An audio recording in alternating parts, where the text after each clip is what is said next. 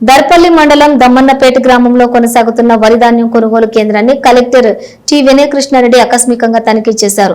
ఈ కేంద్రం ద్వారా మిల్లులకు ధాన్యం తరలింపు విషయంలో ఒకంత జాప్యం జరుగుతోందని కలెక్టర్ దృష్టికి రాగా వెంటనే స్పందించిన కలెక్టర్ దమ్మన్నపేట కొనుగోలు కేంద్రాన్ని సందర్శించి క్షేత్రస్థాయిలో కేంద్రం నిర్వహణ తీరును స్వయంగా పరిశీలించారు. ఇప్పటి వరకు రైతుల నుండి సేకరించినటువంటి ధాన్యం ఇంకా ఎంత ధాన్యం సేకరించాల్సి ఉంది అని ఆరా తీశారు. ఇప్పటికీ 13 లోడ్ల లారీలు ధాన్యం పంపించారు. మరో 5 లారీల వరకు వడ్లు సిద్ధంగా ఉన్నాయని కేంద్రం నిర్వాహకులు కలెక్టర్ దృష్టికి తెచ్చారు. సమాచారం అందించినప్పటికీ రైస్ మిల్లులకు ధాన్యం తరలింపు కోసం లారీలు పంపడం లేదని తెలిపారు. దీంతో వెంటనే స్పందించిన కలెక్టర్ ట్రాన్స్పోర్ట్ కాంట్రాక్టర్ ను అప్పటికప్పుడు సెల్ ఫోన్ ద్వారా సంప్రదించి లారీలు పంపకపోవడానికి గల కారణం ఏమిటని నిలదీశారు. తక్షణమే సరిపడా లారీలు కూడా కొనుగోలు కేంద్రానికి పంపాలని ఆదేశించారు. రైతులను ఇబ్బందులకు గురి చేస్తే చర్యలకు పాల్పడితే ఒప్పందం రద్దు చేస్తామని, నిబంధనలకు అనుగుణంగా చర్యలు తీసుకుంటామని హెచ్చరించారు. రైతులు కొనుగోలు కేంద్రానికి ధాన్యం తెచ్చిన వెంటనే తూకం వేయించి నిర్దేశిత మిల్లులకు పంపాలని కొనుగోలు కేంద్రం నిర్వాహకులకు సూచించారు. మిల్లుల వద్ద ధాన్యం వెంటనే ఆన్లోడింగ్ జరగాలని, ట్రాక్ షీట్లు సకాలంలో తెప్పించుకుని వేగంగా ట్యాబ్ ఎంట్రీలు చేయాలని ఆదేశించారు. బిల్లుల చెల్లింపులలో జాప్యం జరగడానికి వీల్లేదని అన్నారు.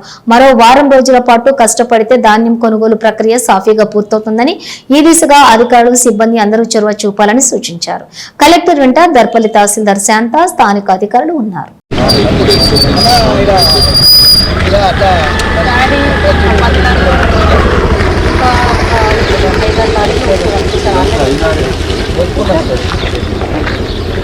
ఓవరాల్ గా 12 ఏమో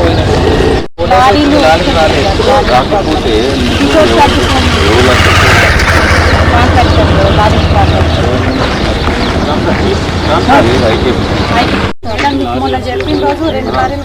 నాకు వచ్చింది కదా, మీకు రాలేదని అంటే మీరు నాకు వచ్చింది కదా.